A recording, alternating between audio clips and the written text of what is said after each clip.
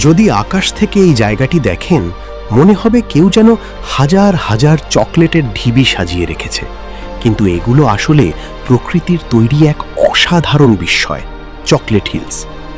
ফিলিপাইনের বোহল দ্বীপে রয়েছে বিশ্বের অন্যতম রহস্যময় প্রাকৃতিক বিস্ময়, চকলেট হিলস।